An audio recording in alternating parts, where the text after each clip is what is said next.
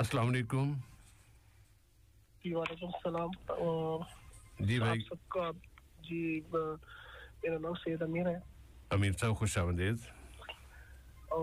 अभी मेरे को थोड़े दिन पहले भी मैं आप लोगों से मेरी तकलीफ के बारे में बताया था। जी भाई। जो गर्दन में जो शेक हो रही, फिर ऊपर से आंखें बंद हो रही मेरे। जी। तो अभी भी वैसा ही है। तो अभी मेरे को कुछ वजीफा अगर हदिये में अगर मिल गया तो मेरे लिए बहुत अच्छी इनायत होगी मेरे को इंशाअल्लाह ताला जी। जी बस अभी तो क्यों तो आँखें बंद जब मैं बंद कर जैसे अपन नॉर्मली आँखें खोल बंद करते हैं, जब आँख बंद होती है तो खुलती नहीं मेरी, थोड़ा प्रेशर डालना पड़ता है। अच्छा। तो मेरे को बहुत तकलीफ है गाड़ी चलाने के लिए भी। बाद खुद एकदम मेरे को बाद को डर हो जाता है, एकदम अचानक बंद हो गए, खोलने के लिए प्रेशर डालना पड़ता है। तो बस आप लोगों की दुआ की दरख्वास्त है। इंशाअल्लाह अल्लाह ताला जरूर आपको सेहत कामिला और आजिला अता फरमाएगा। इंशाअल्लाह। और हमद में भी जल्द से जल्द मेरे को अपॉइंटमेंट मिल जाओ बोल के दुआ करिए आप लोग प्लीज। बहुत तकलीफ में मैं गुजर रहा हूँ तकरीबन रमजान से मैं, तो इंशाअल्लाह आप लोगों की दुआ मिल जाएंगी तो इंशाअल्लाह अल्लाह अपना करम करेगा, जरूर आपके मसला हल होगा और इंशाअल्लाह अल्लाह आपको सेहत अता फरमाएगा। बहुत शुक्रिया। अब और कोई सवाल है अमीर भाई? नहीं बस यही है बस। बारकल्लाह फीक जी, बहुत शुक्रिया आपका। फी अमान अल्लाह। अगली कॉल लेते हैं। अस्सलाम वालेकुम। हेलो जी अस्सलाम वालेकुम भाई। वालेकुम अस्सलाम रहमतुल्लाहि व बरकातहू। रेडियो की आवाज बंद कर देंगे प्लीज। मेरा नाम वसीम अफसर है। जी वसीम भाई। मेरा एक दो सवाल थे। जरूर। एक जो है जो सोना रहता है बेटी के लिए शादी के लिए लेके रखेंगे तो उसके ऊपर ज़कात वाजिब होती है या नहीं? अच्छी बात है। और दूसरा सवाल ये था कि वाजिबुल फितर की 3 रकात होती हैं, तो कभी मजबूरी रही जैसे सफर हुआ, थकावट हुई, तो 1 रकात भी शायद कहीं से मालूम पड़ा कि 1 रकात भी पढ़ सकते हैं जी, तो उसकी वजाहत चाहिए इंशाअल्लाह ताला जी जरूर। बारकल्लाह फीक जी, बहुत शुक्रिया आपका। फी अमान अल्लाह। अगली कॉल। अस्सलाम वालेकुम। अस्सलाम वालेकुम भाई।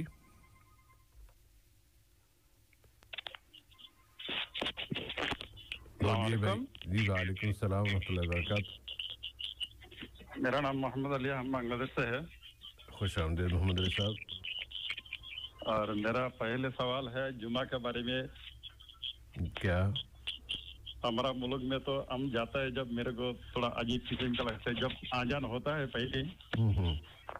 उसके बाद में साथ साथ इमाम खड़ा होकर बयान शुरू कर देता है, फिर आखिर में 5 मिनट टाइम देता है सुन्नत पढ़ने के जी। लेकिन हमारे इधर जो सहूलत है मेरे को ये अच्छा लगता है, लेकिन उधर तो वो इतना इबादत नहीं कर सकता है। अभी कौन सा सही है ये पूछने के लिए आपसे सवाल किया। इंशाअल्लाह जी। और दूसरी सवाल है मेरा है कि रिश्तेदार है, वो इमाम है जी, लेकिन वो जुमा की इमामती करता है, लेकिन वो खुद जुमा की इमामती करता है मस्जिद में। अच्छा। लेकिन वो 5 वक्त नमाज अकेला पढ़ता है घर में, तो मस्जिद में टाइम है तो भी नहीं जाता है। लेकिन ऐसा आदमी से इमामती करने का यह क्या तरीका है इस्लाम में, ये थोड़ा मालूम करना। कुछ आपने मालूम करने की कोशिश की कि कोई मजबूरी तो नहीं है उनकी? मजबूरी नहीं है, मेरे घर के साथ ही है। अच्छा। मेरा एक बहन ने उसको पूछा, मेरा जीजा का मस्जिद में भी वो जुमा पढ़ाता था। अच्छा। उसने एक दिन पूछा, मेरे को न्यूज़ मिला तुम मस्जिद में 5 वक्त नमाज नहीं पढ़ता है, बोलते बीवी बच्चे का साथ पढ़ने का ये सुन्नत है, ऐसे बोल दिया उसको। तो इल्म नहीं है, वो भी खामोश रह गए। अच्छा। लेकिन ऐसे इमाम से जुमा का इमामती रखने का हक है कि नहीं इस्लाम में? अच्छी बात। इंशाअल्लाह जी। बारकल्लाह। अस्सलाम वालेकुम। अगली कॉल लेते हैं। अस्सलाम वालेकुम। अस्सलाम वालेकुम भाई। हेलो। मेरे घर के साथ ही है। हेलो अस्सलाम वालेकुम। वालेकुम सलाम। रेडियो की आवाज बंद कर देंगे प्लीज। अस्सलाम वालेकुम रहमतुल्लाहि व बरकातहू भाई। वालेकुम सलाम व रहमतुल्लाहि व बरकातहू। नदीम भाई की आवाज जी नदीम खान जी नदीम बोल जी नदीम भाई बहुत देर में नंबर लगा मुफ्ती साहब को भी मेरा सलाम बोल वालेकुम अस्सलाम जी सैफरान भाई आज 2 सवाल हैं मेरे जरूर भाई जी एक तो सवाल ये है कि जैसे कि किसी का मतलब वालिद साहब का है किसी के भाई का मतलब फैमिली में से उसके बाद जब उनको दफनाने के लिए आ रहे हैं कब्रिस्तान के अंदर जी तो वहाँ पे उनके सब मतलब रिलेटिव मौजूद होते हैं और भी मेहमान सब लोग होते हैं जब उनको दफनाने हैं ना तो वहाँ एक ऐलान होता है मतलब बोलते हैं उनको भाई जिसका भी इनके पास कोई कर्ज हो आप बता देना जी जी वो फिर अदा करने का मेरा मतलब मेरी जिम्मेदारी है इसमें जी या हो सके जैसे भी आपके दिल में हो जो हो माफ कर दो जैसे भी हो जी एक तो ये है कि इसमें क्या है कि अगर कोई शख्स उसमें से वो कर्ज उनका माफ कर दे तो कर्ज माफ हो जाएगा क्या अच्छी बात है एक तो ये है मतलब ये इसी के मुताबिक है सवाल इसी का है जो एक है कि उनके मरने के बाद कोई 1 साल बाद आके बोले कि मेरे उनके पास पैसे थे मेरे जी और वो पैसा कैसे अदा किया जाए मतलब कर दे तो फिर उसका क्या है इसका वो पहले उसने बताया नहीं जानता भी है नहीं बताया फिर लेकिन 1 साल बाद बोलता है कि उनके पास मेरे पैसे थे रकम भी बहुत ज्यादा बताते हैं सबूत है कोई उसका या सिर्फ बोलता है नहीं सबूत नहीं है वो लोग कुछ सामान लिया था कुछ भी नहीं किया था इस मामले में तो बहुत वादे रहना चाहिए ना कि जिस तरह जो उसका कुल्लिया बयान किया जाता है ना कि अलबय्यिनतु अला मन इद्दआ वल यमीनु मन अनकर तो कि जिसने दावा किया है कि मेरे उनके पास पैसे थे उसके पास सबूत होना चाहिए अगर सबूत देखेंगे तो उसके बाद आप फैसला कर सकेंगे ना कि नहीं सबूत नहीं है वो तो ऐसा जवान का है बस खाली वो बोला कि जवान के वो जी जवान सबूत कुछ नहीं है हमके पास इंशाल्लाह जवाब वो पैसा अदा कर दिया जाए और जैसे कि कोई शख्स माफ कर देता जो तो वो पैसा जैसे वो तो मर गया लेकिन वो पैसा उनका वो माफ हो गया नहीं हो गया वो अल्लाह ताला माफ करने वाला है अल्लाह ताला माफ करने वाला है जब इसने खुद माफ कर दे तो इंशाल्लाह फिर उसमें शक वाली बात होनी नहीं चाहिए जी दूसरा सवाल क्या है आपका भाई जी दूसरा सवाल ये कि अगर किसी ने कोई कारोबार स्टार्ट किया और किसी को कोई उसके साथ में कोई पार्टनर है और पार्टनर ने पैसा लगाया और मैंने पैसा लगाया लेकिन क्या हुआ बाद में पता चला कि वो जो पार्टनर ने जो पैसा लिया हुआ था वो ब्याज पर लिया हुआ था और वो पैसा ब्याज पर उसमें काम चल रहा है उसमें लगा हुआ है पैसा तो उसकी क्या सूरत है कि मतलब कैसे उसका गुनाह किसको मिलेगा और फिर उसको कैसे अलग किया जाए इसके लिए मालूम करना है थोड़ा अच्छी बात पहले नहीं बताया कि उसने ये नहीं बताया कि मैं लाया पैसा लेकिन बाद में पता चला कि वो पैसा जो था वो ब्याज पे लाके उसने फिर पार्टनरशिप में लगाया अच्छी बात है इंशाल्लाह जवाब इसका क्या इसके लिए क्या इंशाल्लाह आएगा भाई नदी भाई जी बहुत शुक्रिया आपका बारकल्लाह फीकुम जी आपकी दिलचस्पी का और जिस पाबंदी से आप हिस्सा ले रहे हैं अल्लाह ताला इसमें इजाफा फरमाए और इस प्रोग्राम को आपके लिए और सामीन के लिए मुफीद बनाए इंशाअल्लाह आमीन आमीन आपको भी आप भी इतनी मदद करते अल्लाह आपके जरिए कुछ बारकल्लाह फीकुम बहुत शुक्रिया आपका ठीक है फी अल्लाह अगली कॉल लेते हैं अस्सलाम वालेकुम वालेकुम अस्सलाम व रहमतुल्लाहि व बरकातहू जी मोहतरम क्या नाम मेरा नाम इकबालुद्दीन है जी इकबाल भाई कि मैं एक सवाल पूछना चाहता हूँ और उसका जो है ना तफसील से मुझे जवाब चाहिए अल्लाह खैर करे इंशाअल्लाह ये बिदअत के बारे में मैं ये सवाल मौलाना सिर्फ से पूछता हूँ कि हमारी रहनुमाई करे कि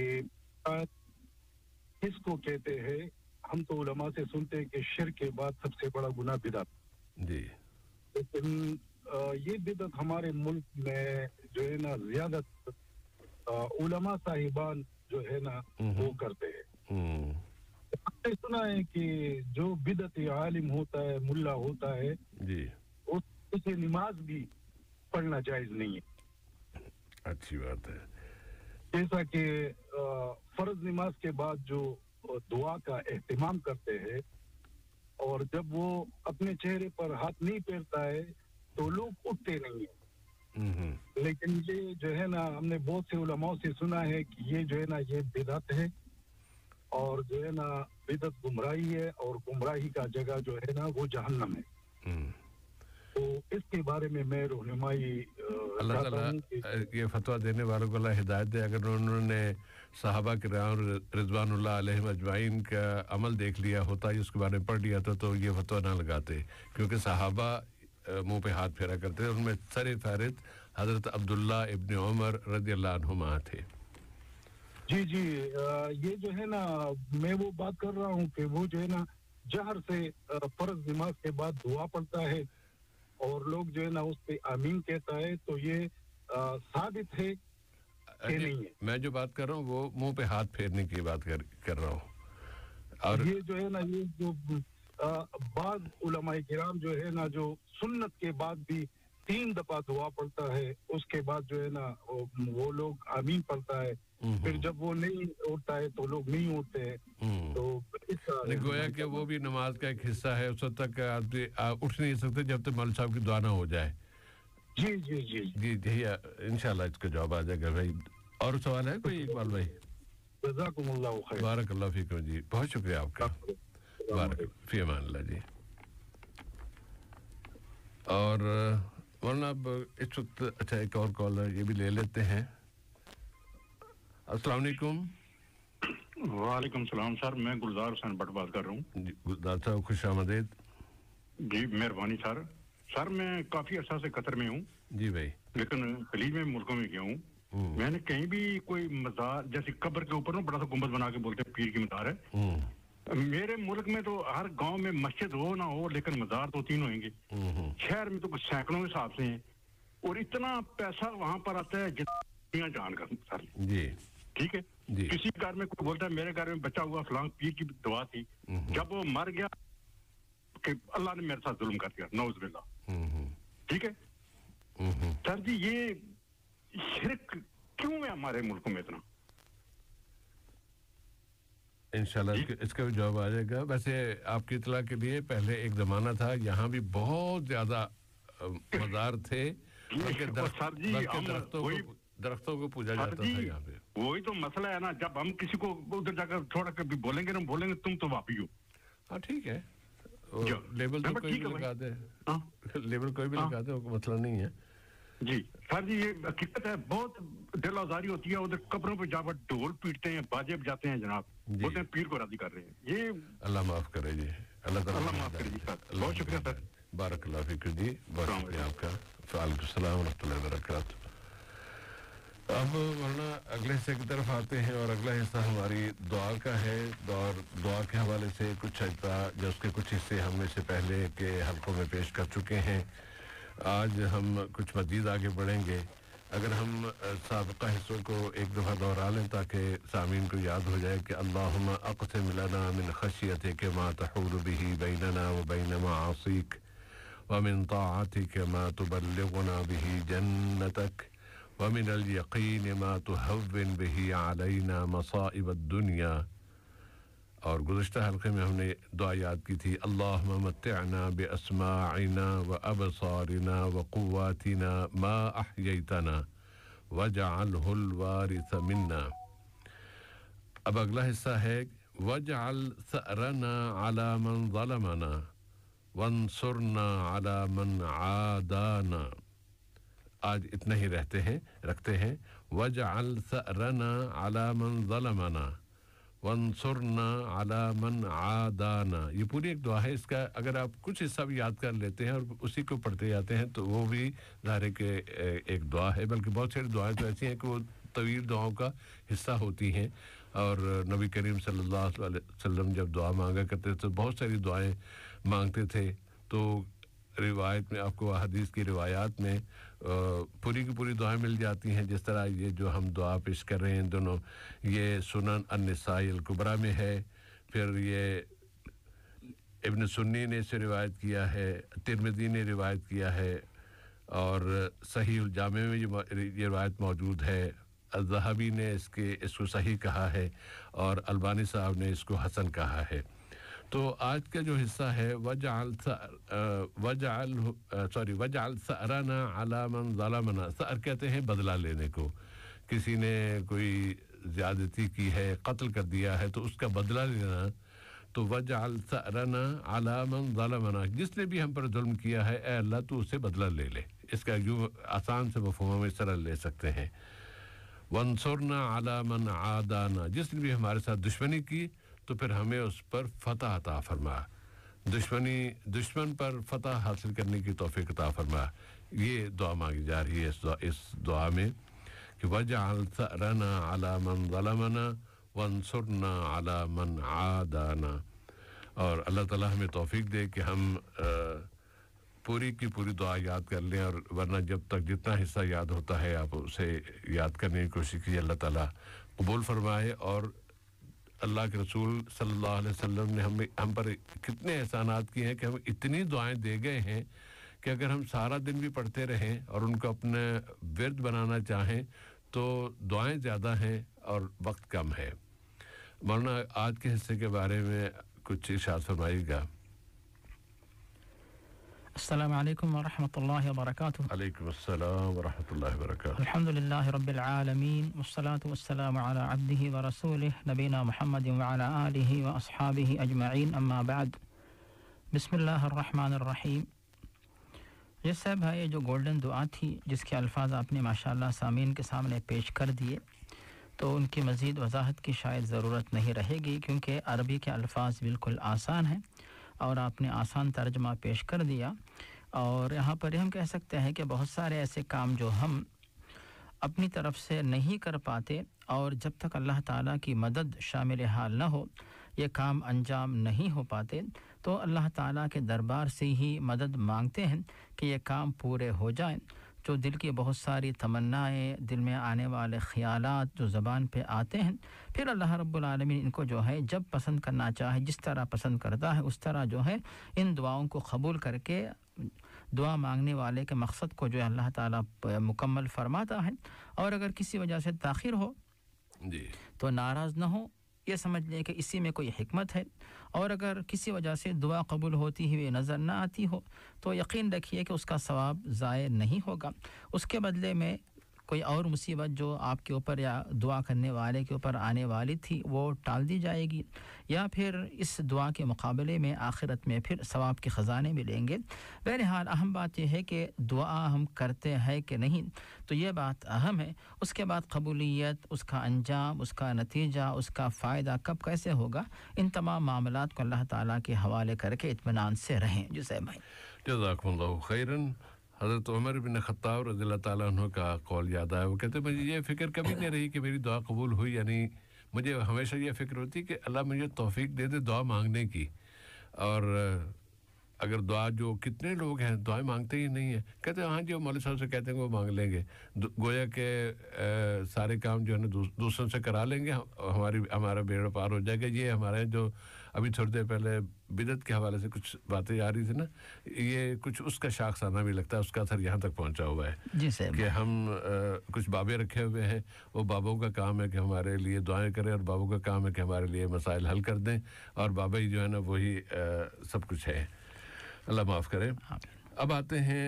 SMS के सवाल की तरफ। 20 नंबर से सवाल आया है कि क्या शादी से पहले एंगेजमेंट कर सकते हैं या डायरेक्ट निकाह करना चाहिए? जैसा भाई, जहाँ तक जो शादी से पहले एंगेजमेंट या फिर जिसे हम आम तौर से बाज़ मकामात पे मंगनी कहते हैं, तो ये जो मामला है एंगेजमेंट का, तो ये जो है ज़रूरी नहीं है। बाज़ उलमा ने इसके बारे में बताया कि या तो ये मुस्तहब है या फिर जो है मुबाह है, यानी जायज़ है। अगर आप करते हैं तो ठीक है, ना करें तो कोई गुनाह नहीं है। लेकिन कई उलमा ने इसे मुस्तहब बताया कि यह तरीक़ा जो है शादी तक पहुँचने में आसान, यानी रास्ते को आसान कर देता है, इसलिए कि इस मुनासबत से यानी जो एंगेजमेंट होती है इसमें जो है दुल्हन वाले और दुल्हे वाले आपस में जो है अपने लड़के और लड़की के आपस में जो निकाह करने का जो प्रोग्राम बनता है उसका वादा आपस में कर लेते हैं, और उसके बाद जो भी बातें होती आपस में कि तारीख़ कब हो और महर कितना हो, दूसरी कई बातों में आपस में रजामंदी होती। इस तरह बैठकर बातें करने से जो है बहुत सारे मसाइल हल होते हैं। फिर उसके बाद जो है आपस में एक दूसरे से वादा कर लेते हैं। तो اس وعدے کو جو ہے عام طور سے جو ہے یعنی اردو میں ہم منگنی اور عربی میں خطبہ کہتے ہیں، جسے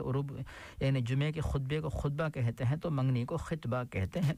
تو جن علماء نے جو ہے منگنی کو مستحب قرار دیا، ان علماء نے کئی دلائل پیش کیے۔ ان میں سے جو ہے بخاری اور مسند احمد میں جو دلائل ہیں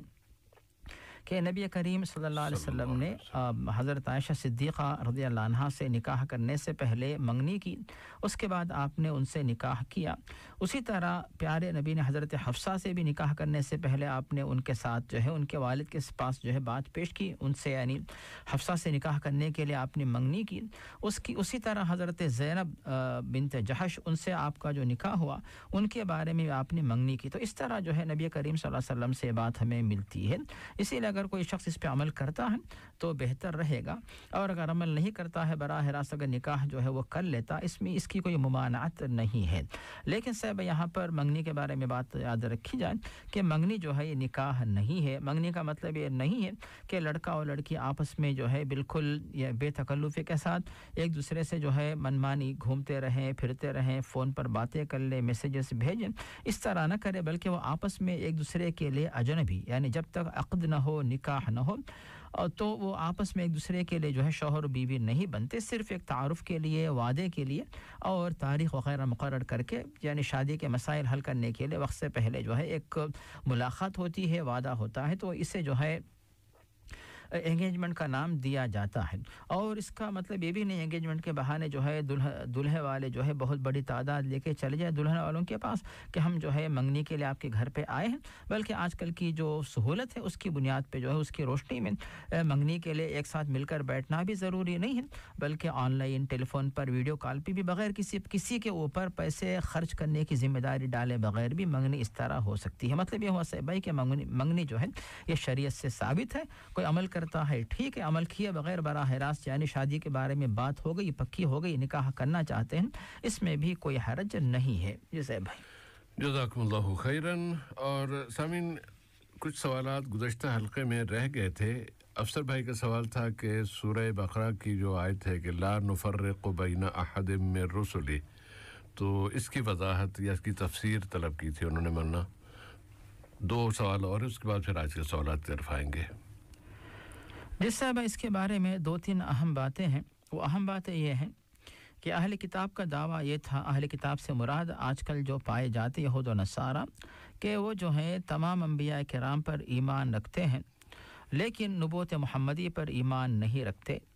تو وہ گزشتہ انبیاء پر ایمان رکھنے کی وجہ سے اپنے آپ کو وہ مومن سمجھتے تھے کہ ہم چونکہ ان پہ ایمان رکھتے ہیں اسی لیے ہم مومن ہیں۔ تو اللہ تعالیٰ نے بتایا کہ نہیں، اگر کسی نے موسیٰ پہ ایمان رکھا، عیسیٰ پہ ایمان نہیں رکھا، عیسیٰ پہ ایمان رکھا، موسیٰ پہ ایمان نہیں رکھا، موسیٰ و عیسیٰ پہ ایمان رکھا لیکن محمد مصطفیٰ صلی اللہ علیہ وسلم پہ ایمان نہیں رکھا، تو وہ شخص کافر ہے، یعنی مسلم نہیں بن سکتا جب تک کہ نبوت محمدی پر وہ ایمان نہ رکھے۔ اللہ تعالیٰ نے ان کے بارے میں کہا اولئک هم الکافرون حقا، یہ حقیقی کافر ہیں، یعنی جو گزشتہ تمام انبیاء پہ ایمان رکھے لیکن نبوت محمدی کو نہ مانے، تو ان کے بارے میں یہ مت سمجھو کہ وہ کچھ مومن ہیں، کچھ نہ کچھ تو ایمان ان کے پاس ہے، نہیں، بلکہ مکمل طور پر کافروں کے طور پہ ان کا شمار کیا جائے گا۔ تو اللہ تعالیٰ نے سورۃ النساء میں اس بات کی وضاحت کر دی۔ ہم اسی طرح دیکھتے ہیں کہ جب ہم اتحیات پڑھتے ہیں، درود میں دوم کلمہ پڑھتے ہیں، اس کے اندر بھی اللہ کی وحدانیت کے بعد نبوت محمدی کا ذکر کرتے ہیں۔ اذان کے اندر اللہ تعالیٰ کی وحدانیت کے بعد نبی کریم کی نبوت کا اور آپ کی رسالت کی شہادت ہم دیتے ہیں۔ تو نبی کریم کی نبوت کو مانے بغیر، یعنی تمام انبیاء پہ ایمان رکھنے کے ساتھ ساتھ ایسا نہیں کہ کچھ انبیاء کو تو ہم نے مانا لیکن نبی کریم محمد مصطفیٰ کو نہیں مانا، تو پھر گویا کہ یہ تفریق ہے کہ بعض انبیاء کو تو مانا، بعض انبیاء کی نبوت کو نہیں مانا۔ ایسا شخص جو ہے اسلام سے خارج ہوگا، بلکہ تو مسلم بنتا ہی نہیں۔ لیکن بے شک یہ بات صحیح ہے کہ اس تفریق کے اندر ایمان کا ذکر ہے، لیکن جو فضیلت کی بات آتی ہے اس کے بارے میں تو خود اللہ تعالیٰ نے تفریق کو رکھا۔ تفریق سے مراد ایمان کے بارے میں نہیں، بلکہ ان کے مراتب میں اللہ تعالیٰ نے فرق رکھا ہے۔ خود اللہ تعالیٰ نے بتایا فاصبر کما صبر اولو العزم من الرسل، بعض انبیاء کرام کو اللہ تعالیٰ نے اولو العزم قرار دیا ہے، جیسے نوح اور ابراہیم، موسیٰ و عیسیٰ، محمد مصطفیٰ صلی اللہ علیہ وسلم، تو پھر اولو العزم انبیاء کرام میں شمار ہوتے ہیں۔ اور اس کے بعد خود ہمارے پیارے نبی، جو ہم سب کے پیارے نبی، تو آپ کا یہ کہنا فضلت علی الانبیاء ب60 کہ اللہ تعالیٰ نے دیگر انبیاء کرام کے مقابلے میں نبی کریم آخری نبی کو فضیلت سے نوازا ہے، کہ جن کے اندر جو کئی فضیلتیں ہیں کہ مال غنیمت کو جائز قرار دیا گیا، اور اسی طرح آپ آخری نبی بنائے گئے، اور اسی طرح جو ہے آپ کی امت آخری امت ہے، اور آپ ساری مخلوقات کے لیے یعنی تمام لوگوں کے لیے اور یعنی ہمیشہ ہمیشہ کے لیے جو ہے نبی بنائے گئے۔ تو اس طرح آپ کی خصوصیات جی صاحب، وجعلت للارض مسجدا وطہورا، اور پیارے نبی بتاتے ہیں کہ ساری کی ساری زمین جو ہے آپ کے لیے پاک و صاف کر دی گئی، اور پاکی و صفائی کا ذریعہ بنائی گئی، اور پھر جو ہے نماز پڑھنے کی جگہ بنائی گئی۔ اس طرح بہت ساری فضیلتیں آپ کو دی گئیں۔ تو پھر یہ جو ایمان میں تفریق نہیں ہے، اسے ایمان میں تفریق نہیں کہا جاتا، بلکہ مراتب و درجات کے اندر جو ہے فرق اللہ تعالیٰ نے رکھا ہے۔ یہ اللہ تعالیٰ کے اختیار کی بات، اللہ تعالیٰ جس کو فضیلت دینا چاہے دے دے۔ تو یہ ہو گئی پہلے سے بھائی ایک مرحلہ، اور دوسرا مرحلہ یہاں پہ یہ ہے کہ اسی بات کو بنیاد بنا کر نعوذ باللہ ایک اور بہت بڑا خطرناک گمراہ فرقہ جو مسلمانوں کو کافر بنانے کے پیچھے لگا ہے، وہ ہے قادیانی فرقہ۔ تو پھر وہ اس کو ایک موقع یہ ملتا ہے کہ جب مسلمان یہ کہتے ہیں کہ محمد مصطفیٰ صلی اللہ علیہ وسلم پہ ایمان رکھتے ہیں، تو پھر جو ہے مرزا غلام احمد قادیانی پہ ایمان رکھنا بھی چاہیے، کیونکہ لا نفرق بین احد من رسولہ، تو پھر اس کو بھی وہ فرقہ جو ہے نبی مانتا ہے نعوذ باللہ۔ تو پھر ان کا یہ کافرانہ دعویٰ مردود ہوگا، کیونکہ جب نبی کریم نے فرما دیا کہ ختم بی النبیون ولا نبی بعدی، کہ محمد مصطفیٰ صلی اللہ علیہ وسلم کے بعد کوئی نبی نہیں ہوں گے، تو پھر قادیانی کو یہ کہنا کہ یہاں پر تم لوگ جو ہے نبیوں میں تفریق کرتے ہو، محمد مصطفیٰ تک تو ایمان رکھتے ہو، پھر غلام احمد کو نہیں مانتے، تو غلام احمد تو نبی تھا ہی نہیں۔ اگر اس نے نبوت کا دعویٰ کیا ہے اور بے شک کیا، تو پھر اسلام سے وہ خارج ہوا، پھر اس کو نبی ماننے والے اسلام سے خارج ہوں گے، اس کو نہیں، بلکہ محمد مصطفیٰ کے بعد اگر کسی نے بھی کسی کو بھی نبی مانا تو اسلام سے خارج ہوگا۔ یہ تمام باتیں جو ہے موصوف کی جو سے بھائی جو موصوف کا سوال تھا، اس کی روشنی میں یہ باتیں سمجھ میں آئی تھی جو میں نے پیش کی۔ جزاکم اللہ خیراً۔ دوسرا سوال افسر بھائی کا زکوٰۃ سے متعلق تھا کہ اس کی جو شرح ہے 2.5%، یہ کس نے متعین کی؟ قرآن میں تو اس کا ذکر کہیں نہیں ملتا۔ یہ صاحب ہے، یہ بات صحیح ہے کہ اللہ تعالیٰ نے قرآن مجید میں ارکان اسلام کا ذکر فرمایا ہے، ارکان ایمان کا ذکر فرمایا ہے، اور اللہ تعالیٰ نے ہی نبی کریم صلی اللہ علیہ وسلم کو نبی کریم کے سامنے جو ہے جو عبادات ہیں، فرائض ہیں، ان کی تفصیل جو ہے پیش کی ہے۔ وما ينطق عن الهوى ان هو الا وحی یوحى، تو نبی کریم کے پاس اللہ تعالیٰ نے واضح کیا کہ کون سی عبادت کی کیفیت کیا ہوگی اور زکوٰۃ کی مقدار کس طرح ہوگی، تو اس کی تفصیل ہمیں احادیث میں ملتی، بلکہ مستند احادیث میں بخاری اور مسلم میں اس کی تفصیل ہمیں ملتی ہے۔ اور جو خاص طور سے موصوف نے جو پوچھا کہ 2.5% کا جو ذکر ہمیں ملتا ہے، اس کی دلیل کہاں ملتی ہے، تو بخاری اور مسلم کے حدیث میں تو ہے ہی، اس کے علاوہ جو ابو داود میں حضرت علی رضی اللہ تعالیٰ عنہ سے حدیث جو مروی ہے، اس میں الفاظ کی آسانی ہے، تو اسی لیے ہم اس دلیل کو، اس حدیث کو پیش کرنا چاہیں گے، جس میں نبی کریم فرماتے ہیں اگر تمہارے پاس جو ہے 20 دینار جو ہے سونا اگر موجود ہو، 20 دینار سے کم ہے اس پر زکوٰۃ نہیں، اگر 20 دینار یا اس سے زیادہ تمہارے پاس جو ہے اس کے اوپر جو ہے آدھا دینار یعنی سونے کا آدھا سکہ جو ہے زکوٰۃ کے طور پہ ادا کرنا یہ فرض ہوتا ہے۔ تو یہ جو ہے یعنی 20 کے اندر آدھا سکہ، اس کا مطلب یہ ہوتا ہے کہ 100 کے اندر 2.5% یہ اس کی فیصد جو ہے اس طرح اس کا حساب بنتا ہے۔ اس معنی میں یہ دلیل ہمارے سامنے واضح ہے کہ جو زکوٰۃ کی جو فیصد جو ہے اس کا حساب اس طرح علماء نے پیش کیا ہے کہ 100 کے اندر جو ہے 2.5 کا حساب ہوگا، 1000 کے اندر 25 کا حساب، اس طرح جس طرح ایک صفر بڑھاتے جائیں گے اسی طرح زکوٰۃ کی مقدار بھی جو ہے وہ بڑھتی جائے گی۔ تو یہ جو ہے صاحب بھائی سونا اور رقم یعنی کیش وغیرہ کسی کے پاس، اس کے بارے میں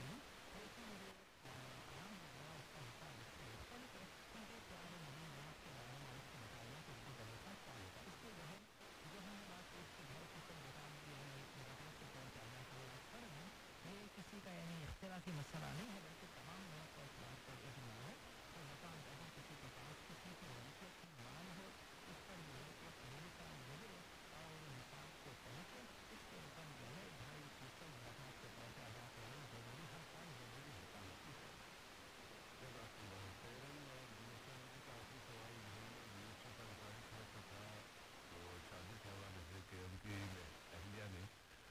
एक अर्सा पहले उन्हें पेपर भेज दिया कि ये तलाक का पेपर है मेरी तरफ से, और वो अपने मैके चली गया, फिर उसके बाद उसने किसी और जगह शादी कर ली, तो बीवी की तरफ से इस तरह तलाक का पेपर भेजा जाना, इसकी क्या शरई हैसियत है? ऐसा में अगर शौहर ने या बीवी ने निकाह के बाद अगर तलाक के लिए या खुला के लिए कार्रवाई की हो, बराह रास्त जो है शौहर बीवी को बता दे या बीवी शौहर को बता दे, फिर कानूनी कार्रवाई होने के लिए काजी के पास जाए और काजी के तवस्सुस से जिस काजी ने निकाह पढ़ाया हो तो फिर उसके तवस्सुस से भी जो है इस तरह इत्तला दी जा सकती है, इसमें कोई हरज नहीं है। इस तरह करने से भी जो है तलाक हो जाती है। और अगर उनकी अहलिया ने, जो पहले अहलिया थी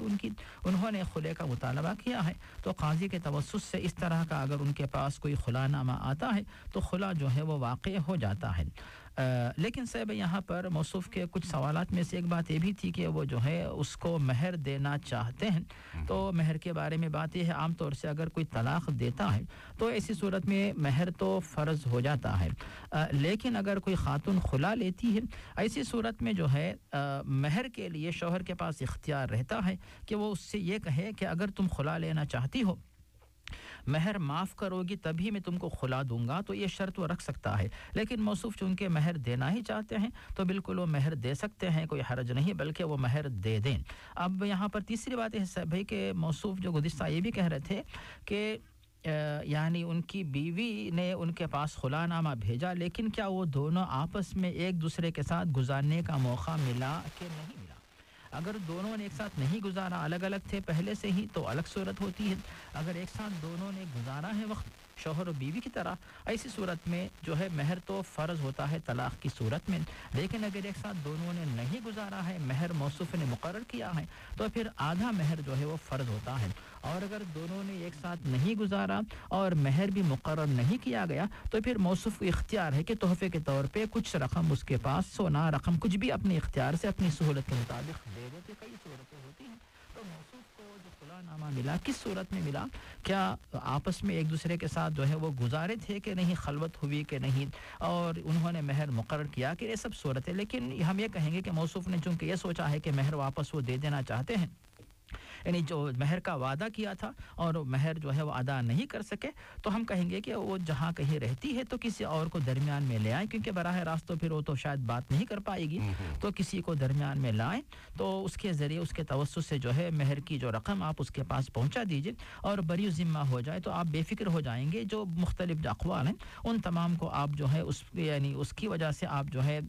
अपने ऊपर बोझ लेने के बजाय आप कन्फ्यूज़ ना हो जाए, बल्कि उनको महर दे दीजिए, बरी ज़िम्मा हो जाएंगे, दूसरी शादी करके खुशी से आप गुजारिए। जी साहब भाई, जज़ाकुमुल्लाहु खैरन। आज का सवाल सैयद अमीर साहब की तरफ से कि उनके गर्दन का मसला है जो कि सीधी ठहरती नहीं है और इसकी वजह से वो काफ़ी परेशान है, और अब वो साथ में आँख का भी मसला आ गया है कि आँख पर इतना बोझ, आँख बंद हो जाती है तो उसे खोलने के लिए काफ़ी ज़ोर लगाना पड़ता है। चाहते हैं कि कोई दुआ अगर आप बता सकें जो वो मांगे अल्लाह ताला से। तो जी साहब भाई, इसके बारे में सब हम ये कहेंगे, पहली बात ये है कि बेशक मुसलमान का ईमान यह होता है कि अल्लाह के दरबार में दुआ मांगता रहता है और दूसरे नंबर पर दवा भी करता है, क्योंकि दोनों का हुक्म अल्लाह ताला की तरफ से ही दिया गया है और ये तालीम हमें कुरान हदीस में मिलती है। और जो दूसरी बात है कि अय्यूब अलैहिस्सलाम की दुआ के रब्बी इन्नी मस्सनी अज़्ज़ुर व अंता अरहमुर राहिमीन, एक दुआ ये है। और दूसरी बात, एक सहाबी जो है बार बार दर्द की शिकायत कर रहे थे, तो उनको प्यारे नबी ने बताया कि तुम जहाँ पर तुम्हें दर्द हो वहाँ पे अपना दाहिना हाथ रखो, फिर बिस्मिल्लाह पढ़ो, अल्लाह अकबर पढ़ो, उसके बाद फिर जो है 7 दफ़ा अऊज़ु बिइज़्ज़तिल्लाहि व क़ुदरतिही मिन शर्रि मा अजिदु व उहाज़िर, इस तरह जो है तुम 7 बार पढ़ो, तो बिस्मिल्लाह पढ़ें, अल्लाह अकबर कहें, उसके बाद ये दुआ पढ़ें और गर्दन अपनी गर्दन पे भी हाथ रख के पढ़ें, अपनी आंखों पर भी हाथ रख के पढ़ें, इस तरह कसरत से पढ़ा करें और अपना इलाज जो है वो जारी रखें। ये हो गई 2 बातें। तीसरी बात है सर भाई कि मौसूफ का कहना कि कोई आयत वजीफा ऐसा कुछ है क्या, तो हमारे जहन में तो मजीद कुछ ऐसी बात नहीं मिलती है जो अभी जो आयत दुआ जो मिली है, उसके अलावा البتہ بعض علماء یہ اجتہاد پیش کرتے ہیں، جیسے شاید آپ نے بھی سامعین کے سامنے بات پیش کی تھی، جو صورت قاف کے اندر جو ہے فَكَشَفْنَا عَنْكَ غِطَاءَكَ فَبَصَرُكَ الْيَوْمَ حَدِيدٌ، کہ کسی کو آنکھوں کی شکایت ہوتی ہے، دعا پڑھنے، یہ قرآن کی آیت سورہ قاف کی آیت ہے، اس کو پڑھنے کی وجہ سے جو ہے آنکھوں کی شکایت دور ہو سکتی ہے۔ تو یہ بعض علماء کا اجتہاد ہے، ہو سکتا ہے کسی کو اس کی وجہ سے فائدہ ہوا ہو، یا پھر کسی کو جو ہے اللہ کی حکمت کا تقاضا یہ تھا کہ فائدہ نہ ہوا ہو، تو ہم اس کے بارے میں نہیں کہہ سکتے کہ یہ خیر میں فائدہ ہوگا، لیکن یہ پرانی آیت کہ بعض علماء نے اس کو پڑھا اور ان کو اس کی وجہ سے بعض لوگوں نے پڑھا، اس کو اس کی وجہ سے لوگوں کو فائدہ ہوا۔ ہم موصول سے کہیں گے کہ موصول جو ہے اس کے بارے میں دعا کریں اور دوا بھی کرتے رہیں، اور ڈراپس وغیرہ جو آنکھوں میں ڈالتے رہیں، اور مزید دن اگر کوئی بندہ جو ہے عمرے کے لیے جاتا ہو تو ان لوگوں سے زمزم کا پانی وغیرہ آپ منگوا لیجیے، اور قطر میں ماشاءاللہ زمزم کا پانی کہیں بکتا ہو وہاں سے خرید کے ڈال لیجیے، اور آنکھوں میں جو ہے آپ ڈالتے رہیے، اس امید سے کہ جیسے نبی کریم فرماتے ہیں کہ انہا، یہ جو زمزم کا پانی طعام و شفاء و سقم، کہ یہ جو ہے بھوکے کی یعنی یہ پانی کسی کو بھوک لگتی ہو تو اس کی بھوک جو ہے اس سے دور ہوتی ہے، اور کبھی بیمار ہو تو بیماری دور ہوتی ہے، اس طرح جو ہے زمزم کے پانی سے بھی استفادہ کریں، جیسے جزاکم اللہ خیراً، اور آپ کی بتائی ہوئی دعائیں اللہ کرے کہ وہ یاد کر سکیں اور انہیں یاد رہ جائیں۔ اور اس کے ساتھ ماننا اگر سورہ فاتحہ کا وہ اہتمام کریں کہ سورہ فاتحہ کثرت سے پڑھیں، تو سورہ فاتحہ بھی سورہ شفا کہلاتی ہے، تو اس کا بھی اہتمام کیا جا سکتا ہے۔ صاحب یہ بہت بڑی بات ہے، عام طور سے لوگ اس سے غفلت اختیار کرتے ہیں، حالانکہ اس کا نام شفا ہے۔ صاحب آپ نے یہ بہت بڑی بات بتائی کہ قرآن مجید میں سورۃ الفاتحہ کی بہت بڑی برکت ہے، اور کئی باتیں سورۃ الفاتحہ کے ٹائم میں مختصر ہوتے ہیں، تو سورۃ الفاتحہ کا نام شفا ہے۔ ایک صحابی جب کسی کے اوپر سورۃ فاتحہ پڑھ کے دم کرتے ہیں تو پھر نبی کریم نے فرمایا کہ تم کو کیا پتا ہے کہ یہ رقیہ ہے، تم کو کیا پتا ہے کہ شفا ہے، یعنی صحابہ کے پاس بھی علم تھا، تو نبی کریم کو خوشی ہوئی کہ ان کو اتنا علم حاصل ہوا کہ اس کو رقیہ کے طور پر جانتے ہیں، شفا کے طور پر، یعنی جس کی وجہ سے جو ہے بیماری دور ہو سکتی ہے۔ اور صرف ایک اہم بات یہاں پہ یہ ہے کہ سورۃ الفاتحہ کے بعد میں ایک بات کا ذکر کر دیا کہ سورۃ الفاتحہ بے شک پورے کے پورے قرآن مجید کی تمام تعلیمات کا خلاصہ اس میں ملتا ہے۔ آپ ایک دفعہ جو بھی ہے سورۃ فاتحہ کی تلاوت کر کے ایک ایک آیت پہ غور کریں، ترجمہ پڑھیں، قرآن کی کوئی بھی آیت پہ جائیے اور اس کا ترجمہ پڑھیے، اس کا مطلب جا کے سورۃ الفاتحہ کی کسی نہ کسی آیت سے جا کے ملتا ہے، غور کر کے دیکھیے۔ یہ سورۃ الفاتحہ کی صرف ام الکتاب ام القرآن کہا گیا، تو سورۃ الفاتحہ کی بہت بڑی اہمیت ہے۔ جیسے بھائی جزاکم اللہ خیراً۔ سلیم یا وسیم اختر بھائی کا سوال کہ بیٹی کی شادی کے لیے سونا اگر لے کے رکھا جائے کیا اس پر بھی زکوٰۃ دینا ہوتی ہے؟ اس کے بارے میں علماء نے تحقیق پیش کی، وہ یہ ہے کہ کوئی شخص جو ہے اپنی اولاد کی تعلیم کے لیے پیسہ رکھتا ہے، یا شادی کے لیے پیسہ محفوظ کر کے رکھتا ہے، یا پھر مکان خریدنے کے لیے پیسہ محفوظ کر کے رکھتا ہے، تو ایسی صورت میں اگر وہ نصاب کو پہنچے تو اس کے اوپر جو ہے ایک قمری سال گزرے تب زکوٰۃ فرض ہوتی ہے۔ اس معنی میں جو اگر کوئی شخص جو ہے اپنی بیٹی کے لیے سونا خرید کے رکھتا ہے تو اس میں ایک صورت یہ ہوگی کہ اگر وہ نصاب سے کم ہے، یعنی 7.5 تولہ جو ہے اس سے کم ہے، 85 گرام سے اگر وہ سونا کم ہے، ایسی صورت میں اس کے اوپر زکوٰۃ فرض نہیں ہوتی، اور اگر اس 7.5 تولہ یا اس سے زیادہ اگر ہے، ایسی صورت میں مکمل سونے کے اوپر ہر سال زکوٰۃ فرض ہوتی ہے۔ اسی لیے آپ اس طرح کر سکتے ہیں کہ پہلی بات تو یہ ہے کہ آپ جو ہے آپ کی اہلیہ کے پاس جو سونا ہے اس کو آپ الگ کر دیجیے، اور پھر آپ کی بیٹی کے نام سے جو سونا آپ اس سونے کو اس لڑکی کی شادی کے لیے مختص کر دیجیے، اس طرح دونوں کا سونا الگ الگ ہو جائے گا۔ تو پھر دونوں کا سونا اگر جو ہے نصاب سے کم ہے، ایسی صورت میں جو ہے پھر زکوٰۃ اس پہ فرض نہیں ہوتی، بشرطے کہ آپ اس سونے کو جو ہے بیٹی کے لیے مخصوص کر دیں کہ بیٹی کی شادی کے لیے اس کی شادی میں دیا جائے گا، اس طرح اس کے لیے مختص کر دیا جاتا ہے، تو پھر اس کے بعد نصاب سے اگر کم ہو تو اس پر زکوٰۃ فرض نہیں ہوتی ہے۔ جی صاحب بھائی جزاکم اللہ خیراً۔ ویسے مولانا اگر وسیم بھائی تھوڑی سی توجہ دے تو زکوٰۃ دینے سے نا کبھی بھی مال میں کمی نہیں آتی، اللہ تعالیٰ اس میں برکت ڈالتا ہے، تو زکوٰۃ دیجیے گا تو انشاءاللہ وہ تھوڑا سا مال بھی نا وہ آپ کی بیٹی کے لیے اور ان کے مستقبل کے لیے زیادہ مفید ثابت ہوگا۔ آپ زکوٰۃ سے بچنے کے طریقے نہ تلاش کیجیے۔ تو اس میں صاحب بھائی ایک بات یہ بھی ہے کہ زکوٰۃ کا مطلب یہ ہے تزکیہ مطلب پاک صاف کرنا. تو جو زکوٰۃ کے طور پہ مال نکالا جاتا ہے وہ مال جو ہے باقی مال کو پاک و صاف کرتا ہے, باقی مال کی حفاظت کرتا ہے, اور جو بقیہ جو مال ہے اس میں برکت کا سبب بنتا ہے. تو جو آپ جو مشورہ دے رہے ہیں تو یہ جو ہے زکوٰۃ کی جو وضاحت ہے وہ بات اس کو آپ نے پیش کی ہے. اسے میں جزاک اللہ خیر. مولانا وسیم ہے کہ دوسرا سوال یہ ہے کہ وطر کی اگر 3 رکعت ہم پڑھتے ہیں, اگر کبھی تھکاوٹ ہو یا یعنی بیماری ہو یا کوئی مشکل ہو تو کیا 1 رکعت وطر پڑھی جا سکتی ہے؟ جی صاحب ہے, نماز وطر کے جو کئی طریقے احادیث میں ہمیں ملتے ہیں. یعنی مثال کے طور پر جو 3 رکعت کی جو وطر ہوتی ہے 2 رکعت پڑھ کے سلام پھیر کے 1 اور رکعت آپ پڑھ سکتے ہیں, یا پھر مسلسل 3 رکعت درمیان میں بیٹھے بغیر سلام پھیرے بغیر پڑھ سکتے ہیں. اسی طرح اگر آپ 1 رکعت الگ صرف 1 رکعت وطر اگر پڑھنا چاہیں اس میں بھی کوئی حرج نہیں, بلکہ یہ طریقہ بھی نبی کریم صلی اللہ علیہ وسلم سے صحابہ کرام سے ثابت ہے.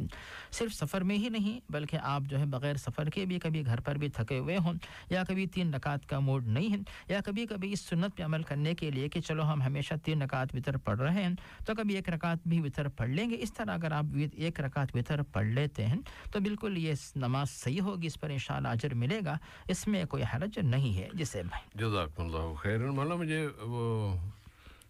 حضرت عبد الرحمن ابن عوف رضی اللہ تعالیٰ عنہ کا عمل یاد آ گیا. وہ اپنی پوری زندگی انہوں نے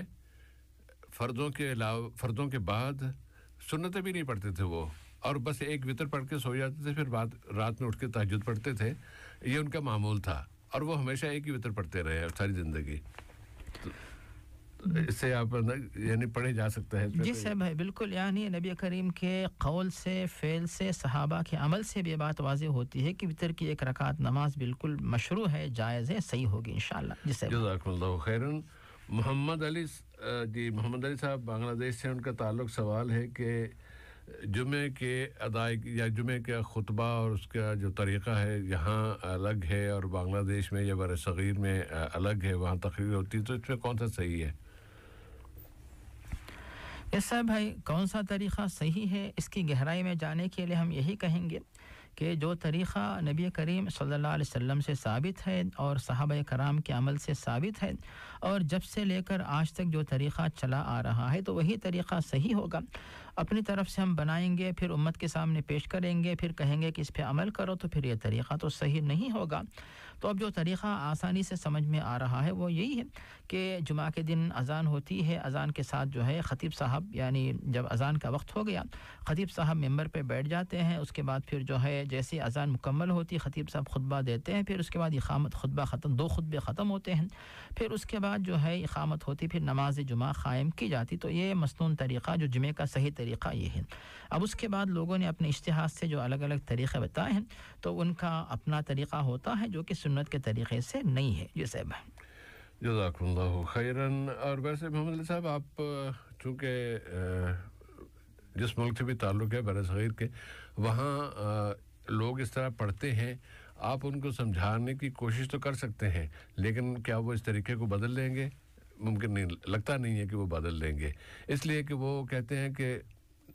بس جو ہمارے بزرگوں نے جو فرما دیا ہم تو اس پر عمل کرتے ہیں, اور ہمارے بزرگوں کا طریقہ یہ تھا, اور ہم جو خطبہ دیتے 2 خطبے بھی دیتے ہیں وہ آخر میں 5 منٹ میں دونوں خطبے ہم ختم کرتے ہیں, اور وہ عربی میں ہوتے ہیں, کیونکہ انہوں نے شرط لگا دی کہ خطبے عربی میں ہونے چاہیے. عربی میں خطبے کرتے لوگوں کو سمجھ نہیں آتی, اس سے پہلے ان کو الگ کر دیا, اور اس سے پہلے پھر اپنے 2 گھنٹے کی تقریر لگا دی, اور کبھی 2 گھنٹہ کبھی جتنا بھی وہ زیادہ بول سکے اور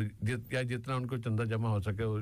بولتے رہتے ہیں. تو یہ طریقہ انہوں نے نکالا ہے اس بنا پر کہ وہ انہوں نے یہ پابندی اپنے اوپر لگا لی کہ چونکہ اللہ کے رسول صلی اللہ علیہ وسلم جمعے کا خطبہ عربی زبان میں دیا کرتے تھے, تو جو خطبہ ہے وہ عربی زبان میں ہی ہونا چاہیے. تو جو پہلی کارروائی ہے نا وہ خطبے کا حصہ نہیں ہے, وہ تو لوگوں کو بعض نصیحت کرنے کے لیے اور ان کو اللہ کی راہ میں خرچ کرنے کے لیے یا مولوی صاحب کی راہ میں خرچ کرنے کے لیے, ان مسجدوں کی تعمیر کے لیے, فلاں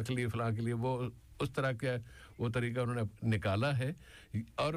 بعد میں اس سے بچنے کے لیے کہ کہیں اللہ کے رسول کی مخالفت نہ ہو جائے تو وہ دونوں خطبے جو اللہ کے رسول جس طرح دیا کرتے تھے عربی زبان میں جو کہ آدھ گھنٹہ 15 منٹ 20 منٹ جتنا بھی لگتے تھے وہ اس کو یہ اکٹھا کر کے 2-3 منٹ میں وہ اس سے فارغ ہو جاتے ہیں کہتے ہیں ہم نے جو وہی پورا کر دیا یہ طریقہ انہوں نے ایجاد کیا ہے تو اب آپ فتح ہم نہیں لگاتے وجہ بتا دی ہے امید ہے کہ بات واضح ہو گئی ہوگی جی صاحب بھائی محمد علی صاحب کا دوسرا مسئلہ ان کے کسی رشتہ دار کے حوالے سے ہے کہ وہ جمعے کی امامت کراتے ہیں جمعہ کا خطبہ دیتے ہیں جمعہ کی امامت کراتے ہیں لیکن بقیہ نمازیں وہ گھر پر پڑھتے ہیں اور کہتے یہ ہیں کہ بیوی بچوں کے ساتھ پڑھنا سنت ہے یہ سنت کہاں سے لائے ہیں ورنہ تعجب کی بات ہے کیا فرمائیے گا صاحب بھائی بے شک جس طرح آپ کو تعجب ہو رہا ہے صاحب بھائی تمام مسلمانوں کو تعجب ہونا چاہیے کہ جو شخص یہ کہے کہ وہ جمعے کی نماز پڑھاتا ہے اور امت کی اور ملت کی رہنمائی کرتا ہے اور خود جو ہے بہت بڑی رہنمائی سے محروم ہے تو پھر جس کے پاس جو ہے عمل تو نہیں ہے لیکن وہ زبان سے تو یعنی خطبے میں باتیں پیش کر رہا ہوتا ہے تو پھر کیا وہ صاحب جو خطبہ پیش کر رہے ہیں کبھی انہوں نے نماز با جماعت کے بارے میں خطبہ نہیں دیا ہوگا تیاری نہیں کی ہوگی اور احکام و تعلیمات کا مطالعہ نہیں کیا ہوگا ذرا غور کرنا چاہیے کہ جو شخص جو ہے خطبہ دینے کے قابل ہو ان کو پتہ نہیں کہ نماز با جماعت کے احکام کیا ہوتے ہیں اور مسجد میں نماز پڑھنے کی اہمیت کیا ہے لیکن اس میں سے بھائی ہم الگ الگ حصے کریں گے اگر کوئی شخص ایسا ہے جو کہ نماز جمعہ پڑھا سکتا ہے اس کی قابلیت ہے اس کے پیچھے نماز جمعہ صحیح ہوگی کوئی حرج نہیں ہے لیکن جو کمیٹی والے ان کو چاہیے کہ غور کریں کہ جو شخص جو ہے خود ہی جو ہے یعنی باجماعت نماز نہیں پڑھتا اس کے بجائے ایسے شخص کو دیکھا جائے جو نماز باجماعت کا پابند بھی ہو اور اس کے ساتھ ساتھ جو خطبہ دینے کا قابل بھی ہو اس بات پہ توجہ دی جائے اور جہاں تک ان کا کہنا یہ کہ گھر پہ نماز پڑھنا جو ہے یہ بیوی بچوں کے ساتھ نماز پڑھنا یہ سنت ہے اس کے بارے میں یہ کہیں گے کہ سب سے پہلی بات جو ہے نبی کریم صلی اللہ علیہ وسلم جو ہے اس میں نماز باجماعت چھوڑنے والوں کے بارے میں سخت الفاظ استعمال کرتے ہیں اور گھر پر نماز پڑھنے کے مقابلے میں مسجد میں نماز پڑھنے کے بارے میں جو ہے تفضل صلاۃ الجماعتی صلاۃ الفضیل ب27 درجہ کہ مسجد میں نماز پڑھنا جو ہے یہ تنہا گھر میں نماز پڑھنے کے مقابلے میں 27 درجے اس کی فضیلت زیادہ ہو جاتی ہے تو ایک بات تو یہاں پہ یہ آ گئی اور نبی کریم نے گھر پر نماز پڑھنے کے بارے میں جو بات آپ پیش کی وہ یہ ہے کہ آپ فرماتے ہیں کہ اجعلوا من صلاتکم فی بیوتکم اپنے گھروں میں بھی نماز کا کچھ حصہ بنا لو وہ ہے نفل نمازیں سنت نمازیں اطمینان سے اپنے گھر پہ پڑھیں آپ اور وتر کی نماز گھر پہ پڑھیں نفل نمازیں گھر پہ ادا کریں تو اس کی فضیلت آئی ہے تاکہ بال بچے بھی جو ہے اس کے عادی ہو جائیں آپ کو دیکھ کر جو ہے نماز کا طریقہ سیکھیں اور آپ ان کو لے کر جو ہے ان کو بلا کے کہے کہ تم بھی میرے ساتھ آ کے نماز پڑھو تو اس طرح جو ہے گھر پر ان کی تعلیم و ہمت افزائی کے لیے گھر میں رحمت و برکت کے لیے سنت و نفل کے بارے میں تاکید کی گئی ہے ورنہ فرض نماز کے بارے میں تو مسجد میں آنے کے بارے میں نبی کریم نے سختی کے ساتھ آپ نے تاکید کی ہے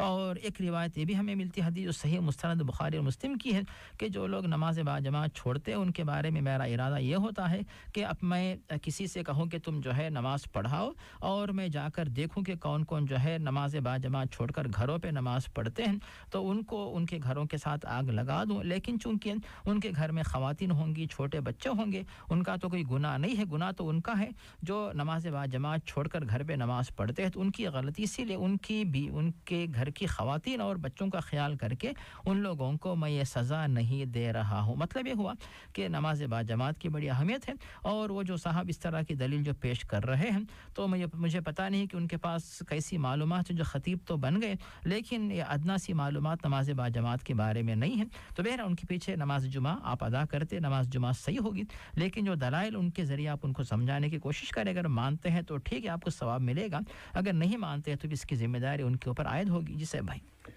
جزاکم اللہ خیراً ندیم بھائی کا سوال کہ میت کی تدفین سے قبل یا تدفین کے بعد کچھ لوگ رشتہ داروں میں سے کہتے ہیں کہ اگر کسی نے ان سے قرض لینا ہو تو وہ بتا دے ہم اس کا قرض ادا کریں گے اور کچھ لوگ کہتے ہیں معاف کر دیتے ہیں تو کیا اس وقت معاف کر دینے کا اعلان کر دینا یا کہہ دینا کہ میں نے معاف کر دیا اس طرح معاف ہو جاتا ہے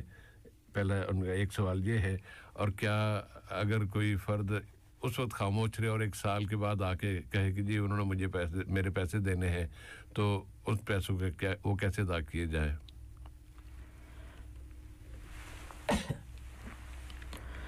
ये साहब इसके बारे में पहली बात यहाँ पे ये है कि कोई भी शख्स जो है अगर उसके ऊपर हुकूक़ुल्लाह और हुकूक़ रसूल हुकूक़ुल इबाद जो भी उनके बारे में मुहासबा करें अल्लाह व रसूल के हुकूक़ अगर बाकी हों तो उनके बारे में तौबा इस्तिग़फ़ार करें और हुकूक़ुल इबाद अगर बाकी हों उनके बारे में जो है दुनिया ही में उनके बारे में अपना हिसाब साफ़ कर लें तस्फ़िया कर लें और तस्फ़िया करने का मतलब ये होता अगर किसी को अज़ियत पहुँचाई हो उनसे माफ़ी चाह लें ताकि इसकी नेकियां उनको ना चली जाए उनके गुनाह इसके ऊपर ना आ जाएं और अगर पैसों का मामला है तो क्लियर कर ले कि भाई कितना पैसा आपने मुझे दिया है या मैंने आपसे लिया है बता दो अगर याद हो तो ज़िंदगी ही में जो है ये अदा कर दें और अगर ज़िंदगी में अदा नहीं हुआ है मामला और उसने लिख के रखा हो या किसी ने आकर मुतालबा किया हो सबूत पेश किया हो गवाहों को पेश किया हो ऐसी सूरत में अल्लाह ताला ने कुरान मजीद में सूरत अन-निसा में बता दिया कि मिन बादि वसीयतिन यूसा बिहा औ दैन अगर कोई शख्स दुनिया से जाता है उसके बाद उसके पास माल है उस माल को वरसा के दरमियान तकसीम करने से पहले जो है जो देखा जाएगा कि उसके ज़िम्मे कर्ज़ बाकी है कि नहीं अगर कर्ज़ बाकी है उसको अदा किया जाए और अगर वसीयत की हो तो फिर वसीयत की तकमील की जाए फिर वरसा जो है बकिया माल आपस में तकसीम कर लेंगे तो साहब यह हो गई पहली बात तो ज़िंदगी ही में लोगों को चाहिए कि इसके मामले में अपने आप को पैनी साफ़ सुथरा बना लें लेकिन किसी वजह से फरामोशी हो गई मौका नहीं मिला बीमार हो गया और लोगों को पैसा अदा नहीं कर सका कोई भी वजह हो सकती है तो फौत होने के बाद भी जो है इस तरह उसके वरसा इस तरह माजरत चाह सकते हैं कि अगर हमारे वालिद या वालदा किसी की तरफ से अगर किसी के हक़ में कोताही हुई हो तो फिर वो जो है माफ़ कर दें अगर माली अगर हक़ बाकी है आकर जो है हमसे मुतालबा कर लें ताकि हम वो हक़ पूरा करेंगे तो जैसे ख़ुद से भाई इस बात को हम पाते हैं नबी करीम सल्लल्लाहु अलैहि वसल्लम की ज़िंदगी में कि बाज़ सहाबे कराम जब दुनिया से चले जाते तो नबी करीम जो है उनके लिए जनाजे की नमाज़ पढ़ाने से पहले पूछते कि क्या ये शख्स जो है मक़रूज़ तो नहीं था तो अगर कोई कहते कि मक़रूज़ था तो फिर आप जनाजे की नमाज़ नहीं पढ़ाते लेकिन जब बैतुल माल में ज़्यादा माल माशाअल्लाह आ गया तब आप ये कहते अगर ये बंदा मक़रूज़ था तो इसकी तरफ से मैं अदा कर देता हूँ फिर आप जनाजे की नमाज़ पढ़ाते तो फौत होने के बाद भी इस तरह पूछने दरियाफ़्त करने का सबूत हमें मिलता है तो वरसा जो भी हैं उनको चाहिए कि किसी को भी जो है महरूम न करें यानी उनके जो वालिद उनको भी सवाब से महरूम न करें और जिन साहब ने कर्जा दिया हो उनको उनके माल से महरूम न करें जिसका जो हक़ है उसका हक़ उनको पहुंचा दें उसके बाद से भाई जो अगर कोई शख्स आकर मुतालबा करे कि यानी मरहूम ने जो है उनसे कर्ज लिया था और पैसा वापस नहीं किया है ऐसी सूरत में ये कहेंगे जैसे आपने शुरू में बता दिया कि उसके लिए आम तौर से गवाह पेश किए जाते हैं कि भी फ़लाँ फ़लाँ गवाह थे और या फिर वालिद साहब ने जो है कोई इस तरह का जो है लेटर लिखा है कि मैंने फ़लाँ साहब से कर्ज लिया हुआ है या फिर जैसे सबूत आपने बताया कि अल-बय्यिनतु अलल मुद्दई वल यमीनु अला मन अनकर कि जो शख्स दावा कर रहा है कि मरहूम ने मुझसे पैसा लिया तो वो लाए सबूत पेश करे तो गवाहों को या लेटर या कोई भी चीज़ लेकर आए फिर उसके बाद जो है उसकी बुनियाद पे उनकी अमानत उनको वापस दे दी जाए या फिर लोगों को सारे यानी आमतौर से ये बात मशहूर होती है कि घर में हाँ भी फ़लाँ साहब को हमारे वालिद साहब जो उनसे कर्ज ले चुके हैं उनको वापस देना ये बाकी है तो फिर जो है वापस उनको हक़ यानी बात मशहूर हो चुकी है गवाहों की ज़रूरत नहीं रहती या फिर जब वालिद साहब ने उनसे कर्जा लिया हो तो बेटों से कह दे कि बेटो या बेटियों से कह दे कि मैंने फ़लाँ से कर्जा लिया है तो अगर मैं ज़िंदा रहूँ या दुनिया से चला जाऊँ तो मेरी तरफ से अमानत उनको दे दी जाए या फिर एक बच्चों के साथ ग्रुप में मैसेज भेजे कि फ़लाँ साहब से मैंने इतना कर्ज लिया था तो मुझे मेरे ज़िम्मे बाकी है इंशाल्लाह वापस करूँगा न कर सका तो तुम लोग वापस कर दे इस तरह कोई न कोई एक सबूत रखें ताकि जो है कर्ज के लेन देन के सिलसिले में जो मामला तस्फिया होने के बारे में जो है आसानी हो जाए जिससे भाई जज़ाकुमुल्लाहु खैरन और मौलाना चूँकि आपने गवाहों का भी जिक्र किया है तो आजकल तो गवाह जो है ना वो फ्री में मिल जाते हैं फ्री में इस तरह के बस अगर मिसाल के तौर पे कोई कहे कि हम तुम ना गवाही दे देना कि फ़लाँ ने इतने मेरे पैसे देने हैं और मैं तुम्हें इतने उसमें से इतने तुम्हें दे दूंगा और बाकी जो है ना वो मेरे होंगे तो इस तरह के कारोबार चूँकि आजकल अमानत का जो तस्वुर इस्लाम पेश करता है वो लोगों के जहनों से गायब हो चुका है इसलिए इस तरह के झूठे लोग बहुत मिल जाते हैं अदालतें भरी हुई हैं और जजों को भी पता है कि ये रोज़ ही गवाही के लिए आ रहे होते हैं लेकिन उसके बावजूद वो उस पर हम तो कानून के पाबंद है अगर उन्होंने कह दिया तो हम तो पाबंद हैं लेकिन आप तो पाबंद नहीं है ना تو آپ اگر ثبوت کو دیکھیں مضبوط ثبوت لگے تو پھر آپ اس پہ بول گئے ورنہ اسے کہتے ہیں کہ بھئی ثبوت لاؤ تو ہم سے بات کر لو ورنہ اپنی بات کو اپنے پاس رکھو ہمیں کوئی پیسے ویسے دینے والا نہیں ہے انکار کر سکتے ہیں آپ کو کوئی مسئلہ نہیں ہوگا انشاءاللہ جی صاحب ہے واقعی یہ جو بات آپ نے پیش کی ہے تو اس سے یعنی ایک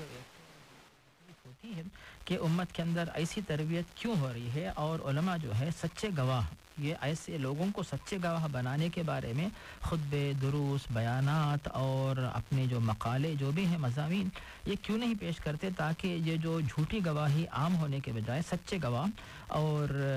آپ کچھ دن پہلے آپ نے مضمون سنا ہوگا کسی کا ایک بیان ہو رہا تھا کہ بھئی یعنی اس امت میں اتنے زیادہ جھوٹے گواہ کیوں پائے جاتے ہیں جس امت کے نبی کو مسلمانوں کے علاوہ غیر مسلم بھی الصادق الامین کہا کرتے تھے تو یہ امت الصادق الامین ہے تو اس امت کو دوسروں کے مقابلے میں سب سے زیادہ صدق و امانت کے بارے میں پابند ہونا چاہیے اسی کے بارے میں اس امت میں کوتاہی کیوں ہو رہی جس کی طرف سے بھی آپ نے توجہ دلا یہ بہت ہی اہم نکتہ ہے تو اس کے بارے میں بھی توجہ ہونی چاہیے ایسی تربیت ہونی چاہیے تو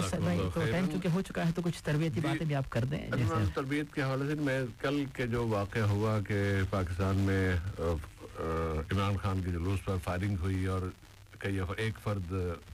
جان سے گیا اور 6 افراد زخمی ہوئے یہ جو رویہ ہے اس کی طرف لوگوں کے اس کی در کے پیچھے تو اس کے عوامل اور اس کے جو اس کی وہ بہت زیادہ ہے ان کا ذکر کسی اور وقت ہم عام طور پر اپنے عمومی طور پر ہم یہ ضرور عرض کرنا چاہیں گے کہ اسلام دین وسط ہے یہ کسی کی جان لینا اتنا آسان نہیں ہے اسلام کی نظر میں اللہ تعالیٰ کی نظر میں قرآن خانہ کعبہ کو گرا دینا اہون ہے آسان ہے کمزور ہے اس کی اہمیت اتنی زیادہ نہیں جتنی ایک انسان کی بے گناہ انسان کی جان لے لینا اور یہ خود ہی دعویٰ کرنا کہ اس نے وہ یہ تھا وہ گمراہ کرتا ہے مجھے حق پہنچتا ہے میں یہ جان لے لوں یہ جو امت میں طریقہ آ رہا ہے یا آ چکا ہے یہ غیر اسلامی طریقہ ہے اس سے بچنا چاہیے اس سے اپنے آپ کو بچا کے رکھنا چاہیے آپ سیاسی اختلافات رکھ سکتے ہیں اور اس کی گنجائش موجود ہے اختلافات کے اس سے کبھی نہیں گھبرانا چاہیے اب ماں بہن بھائیوں میں باپ بیٹے میں اختلاف ہو سکتا ہے اختلافات کا ہونا اس بات کی دلیل نہیں ہے کہ ثبوت نہیں ہے یا وجہ نہیں ہے کہ آپ کو کسی کی جان